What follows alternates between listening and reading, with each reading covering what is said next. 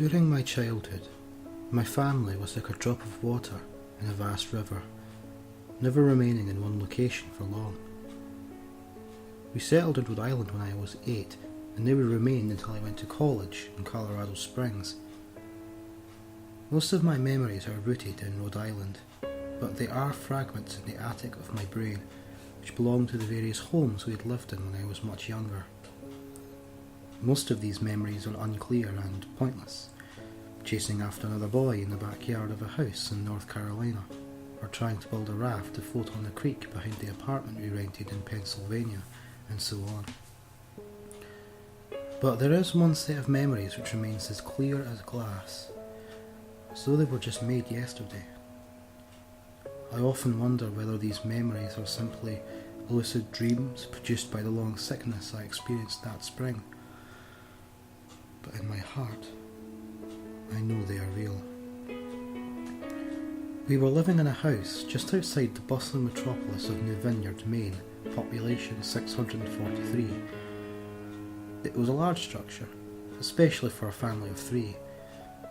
There were a number of rooms that I didn't see in the 5 months we resided there, and in some ways it was a waste of space, but it was the only house in the market at the time, at least within an hour's commute to my father's place of work. The day after my 5th birthday, attended by my parents alone, I came down with a fever. The doctor said I had monocolosis, which meant no rough play and more fever for at least another 3 weeks. It was horrible timing to be bedridden. We were in the process of packing our things to move to Pennsylvania, and most of my things were already packed away in boxes, leaving my room barren. My mother brought me ginger ale and books several times a day, and these served the function of being my primary form of entertainment for the next few weeks. Boredom always loomed just around the corner, waiting to rear its ugly head and compound my misery. I don't exactly recall how I met Mr. Widemouth. I think it was about a week after I was diagnosed with mono. My very first memory of the small creature was asking him if he had a name. He told me to call him Mr. Widemouth because his mouth was large. In fact, everything about him was large in comparison to his body, his head, his eyes, his crooked ears, but his mouth was by far the largest. "You look kind of like a Furby," I said, as he flipped through one of my books. Mr. Widemouth stopped and gave me a puzzled look. "Furby? What's a Furby?" he asked. I shrugged. "You know, the toy. The little robot with the big ears. You can pet and feed him, almost like a real pet." "Oh," Mr. Widemouth resumed his activity. "You don't need one of those. They aren't the same as having a real friend."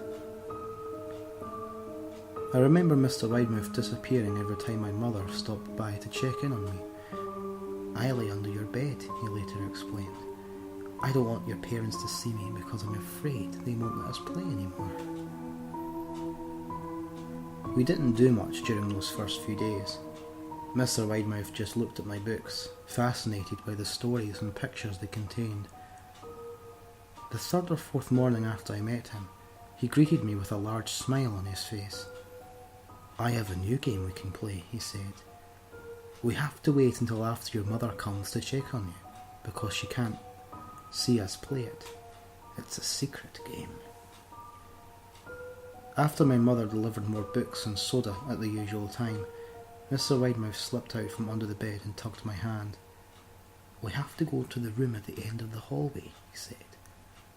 I objected at first, as my parents had forbidden me to leave my bed without their permission, but Mr. Widemouth persisted until I gave in.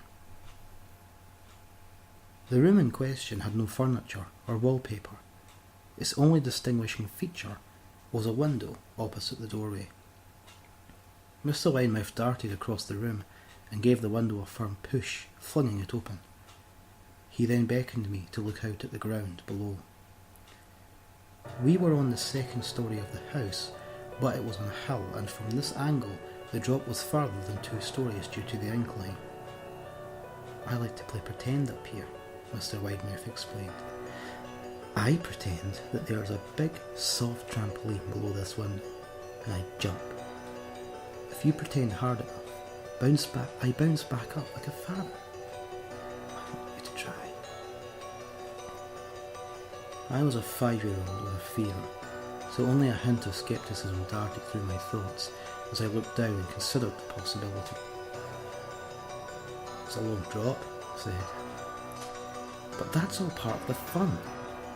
It wouldn't be fun if it was only a short drop. If it were that way, you may as well just bounce on a real trampoline. I toyed with the idea, picturing myself falling through thin air, only to bounce back to the window on something unseen by human eyes. But the realist in me prevailed. Maybe some other time, I said. I don't know if I have enough imagination.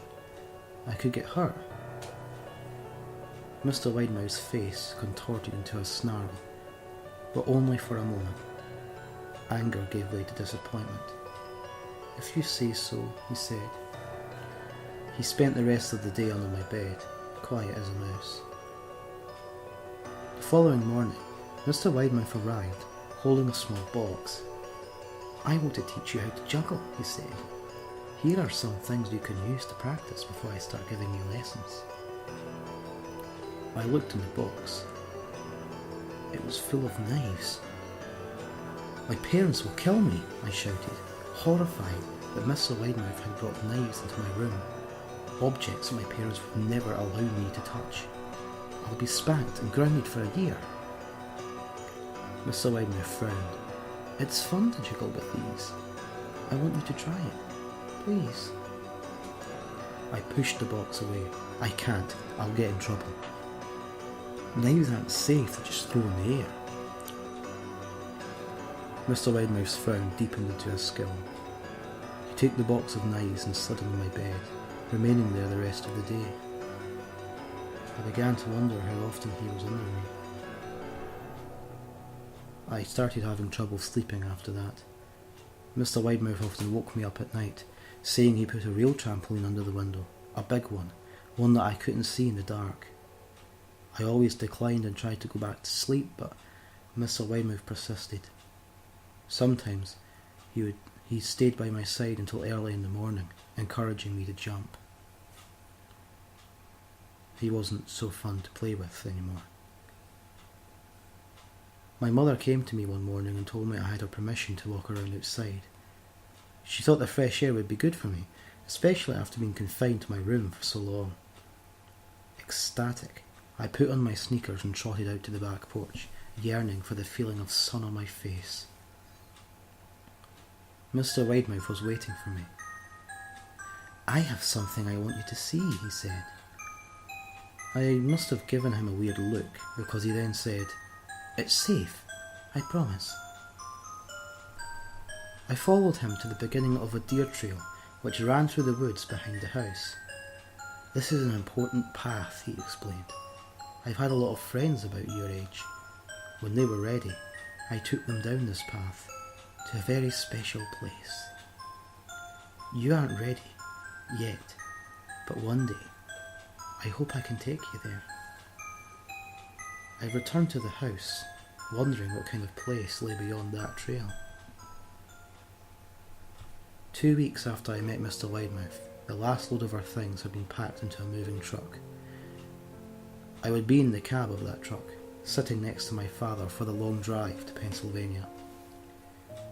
I considered telling Mr. Widemouth that I would be leaving, but even at 5 years old, I was beginning to suspect that perhaps the creature's intentions were not to my benefit, despite what he said otherwise. For this reason, I decided to keep my departure a secret from him.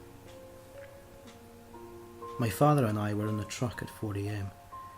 He was hoping to make it to Pennsylvania by lunchtime tomorrow, with the help of an endless supply of coffee and a 6-pack of energy drinks.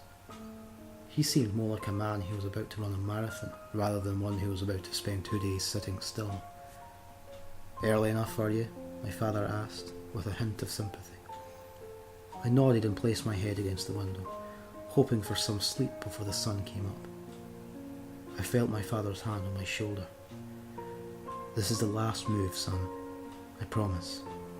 I know it's hard for you, as sick as you've been.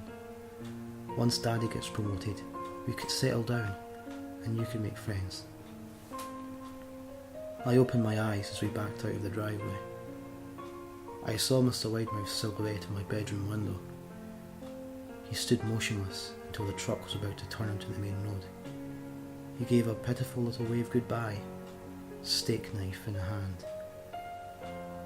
I didn't wave back. Years later, I returned to New Vineyard. The piece of land our house stood upon was empty, except for the foundation, as the house burned down a few years after my family left. Out of curiosity, I followed the deer trail that Mr. Widemouth had shown me. Part of me expected him to jump out from behind a tree and scare the living bejesus out of me. But I felt that Mr. Widemouth was gone, somehow tied to the house that no longer existed. The trail ended at the New Vineyard Memorial Cemetery. I noticed that many of the tombstones belonged to children.